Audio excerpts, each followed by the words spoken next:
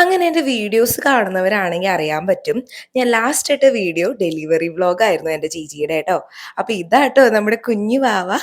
എൻ്റെ അനേറക്കുട്ടീനെ ഞാൻ ഈ ഒരു 2 ഫോട്ടോസിൽ മാത്രമേ കണ്ടിട്ടുള്ളൂ ട്ടോ. പിന്നെ കുട്ടി മൊത്തം ആ പരിപാടിയിൽ ഭയങ്കര ബിസി ആയിരുന്നു. അവളുടെ കുട്ടി ഫ്രണ്ട്സ് ആയിട്ടുള്ള കളിയും ഓടി നടക്കലൊക്കെ ആയിരുന്നു. അങ്ങനെ ദേ ഞങ്ങൾ മാമോദിസയ്ക്ക് പള്ളിയിലെത്തി.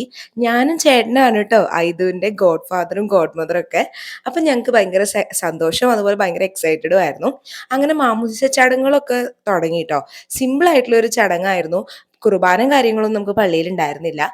വേഗം തന്നെ മാമോദിസ ചടങ്ങുകളിലേക്ക് കടന്നു. അങ്ങനെ ഇതും നല്ല മിടുക്കം കുട്ടിയായിട്ട് മാമോദിസയൊക്കെ കഴിഞ്ഞു ട്ടോ.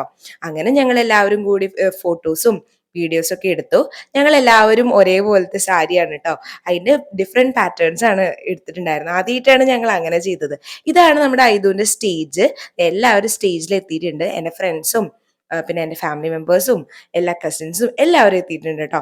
ഇതാണ് കേട്ടോ ഞങ്ങൾ അനേറയുടെയും ഉണ്ണിയുടെയും പേരിലൊക്കെ വെച്ചിട്ട് ഒരു മിഠായിയുടെ താങ്ക് യു പോലെയൊക്കെ എഴുതിയിട്ടുണ്ടായിരുന്നു. ഇതാണ് കേട്ടോ കേക്കൊക്കെ നല്ല അടിപൊളി കേക്കാണ്. ഇതൊക്കെ ചേച്ചിയാണ് കേട്ടോ അറേഞ്ച് ചെയ്തിട്ടുള്ളത്.